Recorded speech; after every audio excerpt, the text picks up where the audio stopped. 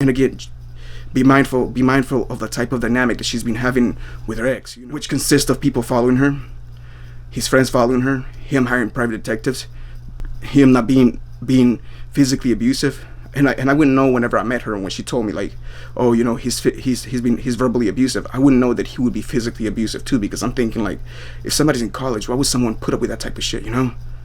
It's like you have a whole future ahead of you.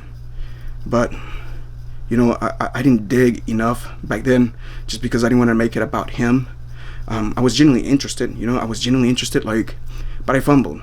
But I just don't feel the fact that like, because I fumbled, she's gonna go ahead and just like, give me expel, put that on my record. I had a clean record prior to that. And I get it that like, looking back at the messages, like I said some things which again were just like, I said some things that like again were like things like, oh, I don't care what the DEA or the FBI say, which looking back at it, they totally changed the context. But like when I said it, I hadn't been to court, I hadn't been to any of this, and most people just took that as a joke. Oh, he's silly, he doesn't know what he's saying, because like, what the fuck is a DEA? What does a DEA have to do with any of this? So it was more like, it was more like a joke out of place, and like a statement out of ego of like me, of like me here, So it was just a stupid statement, But like, I just don't find that equals the punishment that I'm getting, which is, I haven't left the house since September 26th. I'm falling into some type of depression, and I haven't realistically gone anywhere since July 17th, which is whenever I got locked up. And I would get locked up because I ended up calling her parents or her dad out of desperation, just because like I thought, wait a minute, I need to figure this out. I wanted to stay in California at the time. And I wanted to get the situation figured out. I didn't know anything about the law. I was just naive, I would say. I was naive, I was stupid, and it was like a stupid decision. I thought I could talk it out, and my sister would end up telling me later, oh, you think he's going to believe you that over his daughter? And at the time, like, I didn't perceive it that way. It's more like, hey, I'm not invalidating her perspective or what she's gone through, but it's more of like, I see where she's coming from, and here's where I'm coming from. That's a route that I was trying to take. I was just trying to resolve the issue, because I mean, I was part there again for financial reasons, and I ended up going to what she would classify as like me popping up. I ended up going to those places purely just because I was new. I was new in the area. I had just moved. I was new just because I was new in the area, and I was trying to make friends. Like, I thought about Fenway Library, I thought about Johnson Center, and these are places that like, there's high traffic, there's a high amount of students that go in and out. It had nothing to do with her. My encounters with her have been exclusively by chance. Sure, I've emailed her, sure, I've liked her, but that's where that's at,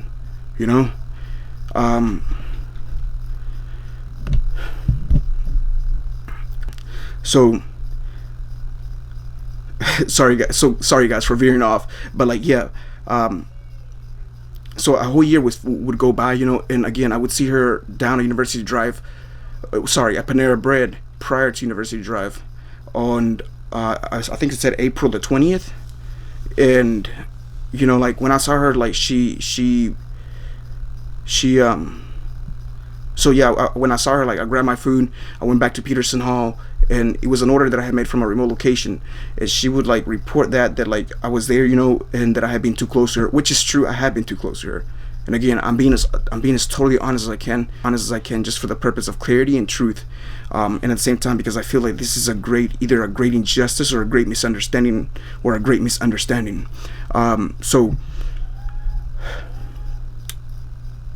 So after I ended up getting like the food, I ended up leaving, and then I would see her at University Drive, which again, as I was driving out, like, I looked at her, and then the third time that I would see her would be at University Drive, one time around 9:30ish or 10, when I'm leaving Peterson Hall, and I'm walking down the road down University Drive along the sidewalk, when I would see a tall figure come out of the Jeep, which that was her Jeep at the time, and I was around 5 meters or so. And as I saw the tall figure come out, like, I just moved over across the road, and as I'm crossing the road, I saw Myra. Now, obviously, this dark figure, again, I don't know if that's her ex or her current, like, he saw me first, so I can see why he would pull such a car. And what I mean by such a car is that that was reported as like me peeping inside the vehicle. And to me, that's hard to reconcile how there would be a misperception here, just because I can kind of see how in the past there might have been a misperception, or how like certain experiences might have like tinted her perception, but like this clearly was not true. I mean, I was like 5 meters away from the vehicle, and that would end up being reported as like me peeping inside the vehicle, which again, Karim Azimi Yusuf I'm sure he was the one who made that up. And I say that made that up because I just can't see it any other way. Like, sure, there's no lights there, but like 5 meters away from the vehicle, that's pretty clear that I'm not peeping inside the vehicle, as he would say it. And I mean, why not play that card if I'm like the stalker, right? And that's his girlfriend. So I'm sure Myra ended up going along with it. And again, I'm not sure if she knew about it or if he just like sold her on it. And so like I remember like when she got in the car, like they just kept going down the road, like following me gradually. So when they got in the car, like they gradually like followed me. And I remember I got upset, flicked them off, got in my car. And from that point on, like she just started following me around, you know. And I remember like one time I was at this guy that used to serve me. I remember one time I was at his apartment. I was on like the 3rd floor, and like I saw like an X5, X6 white vehicle with the windows rolled down, and that would be her going by, you know. And I tell this guy, hey, I'm not gonna go and say his name. Hey, Sam, that's the girl that I've been talking to you about. Like, she's following me, dude. And he laughed. He thought I was just like making it up, you know. And like a couple weeks later, he would find out that like, yeah, she wasn't. They were indeed following me, you know. And like again, I reacted defensive and aggressive instead of like responding. I could have handled the situation a lot better, because that gave room to anyone who could have like tried to manipulate the situation. That gave them enough grounds to say, oh, he's being defensive because he's guilty, which is at all not the case. And so my lease had recently ended to the time, and I remember like, and this is relevant because they were trying to serve my documents and they couldn't find my address, and again my lease had just ended, and at the time I was like living with friends because like the semester was wrapping up. I had like put my stuff up in the storage in Lorton. And I had some stuff in my vehicle. I remember like they followed me for like a whole month, you know, and where I kept it to was the guy who used to serve me, gym and school, which were like pretty close, you know. And it was like it was as if I was homeless, you know. And I stayed up for most of the night, which is why later on, after leaving VA and coming back here to North Carolina, like I ended up collapsing. I was tired. I'm not gonna say that this has nothing to do with Myra. This was self-imposed. You know, I could have responded instead of reacted, and I say that because I cut off all my friends socially, just because I cut off my, and I say that because I cut myself off from like, you know, going to my friends' house just because they were following me. So in a way, I withdrew socially, you know, and so I kept it to, again, school, gym, the guy who used to serve me. And I kept it in that circle, and I would like catnap through the day just because they were following me. You know, again, I could have responded, but I reacted. So look, guys, I don't want to go ahead and take too much of your time. I know this is something personal, and you know, I was a bit reluctant to like upload this video just because it was something so personal. But as I previously stated, like just me remaining quiet about it, like it just made it worse for me, because like again, I can't go anywhere, I can't work. I can't even go back to school. Like basically I'm becoming very depressed here, you know. Like I'm falling into some sort of depression, and I feel that me being quiet, it's like I'm making people it's like I'm being indifferent towards the accusations, and I'm being indifferent towards the punishment that I'm serving. So it's like I'm doing too much for something that I didn't do. Like I'm fully guilty of the emails. I'm not saying I'm not I'm not absolving myself of that. But where I'm going is like I've had my contribution, but the contribution that I've had towards this case, yes, there's been some of them, such as like the email, but there are some of them that I have not contributed to at all. Again, some of them have just been like, as I perceive, projections from Myra, and in a way I've triggered them with my behavior. And you know, if Myra has genuinely felt scared, you know, and I say that because at the time, like, it took me a while to process this, because I genuinely felt like I just genuinely felt that she was trying to be deceptive, you know.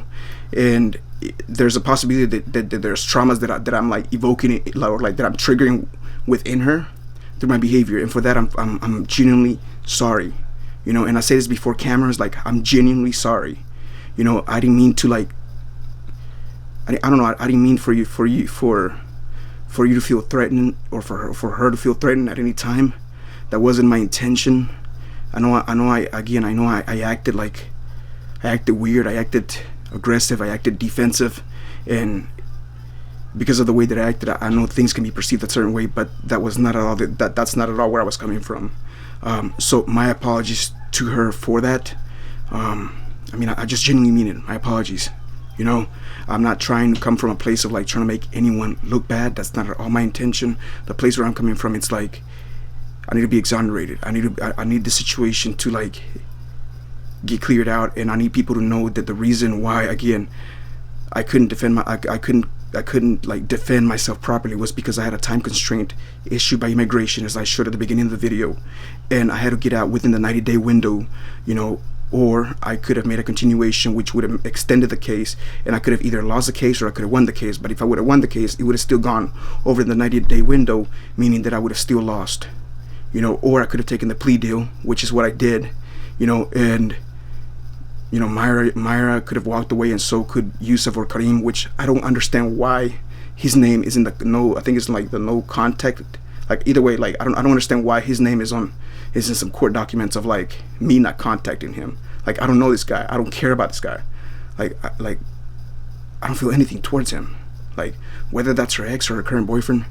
Which, again, when I first met her, like, I asked her about her daughter, and I asked her if her if her husband, if the girl's father was around, and she told me like, no, I wasn't trying to play the hero, but I liked her, you know. I liked her. And I didn't really try to go too far in just because I didn't want to make it about him. And so, like, yeah, she told me he wasn't around, you know. And I asked her if he like took care of her. She was like, no. I don't know if this is true. All I'm saying is this is what happened. This is how it was at the beginning. And that's how I contributed. It's just like I continued to like email her. But again, most women, whenever they look at emails and a guy they're not interested in, all they do is just like brush it off and go on their way. So I don't know why she reacted the way that she did.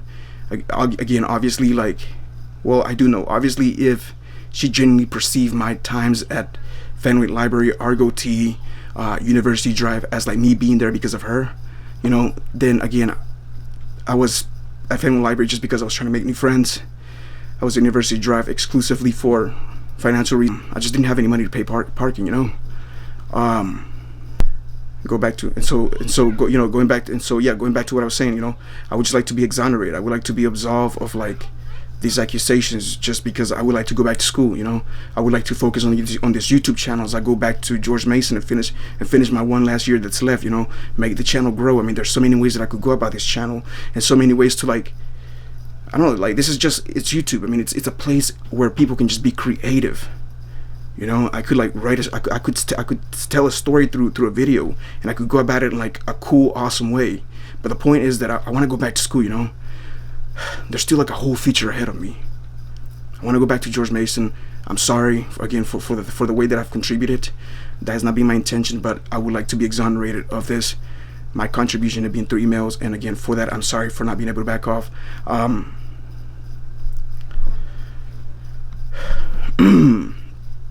There might be some things that I might have left out. I didn't do it because I wanted to be deceptive or out of ill intent. It's just that this is such an extensive case that, you know, it's inevitable to like leave certain things out, you know. So look guys, thank you so much. Go ahead and subscribe below, and let's just go ahead and wrap it up the classical way.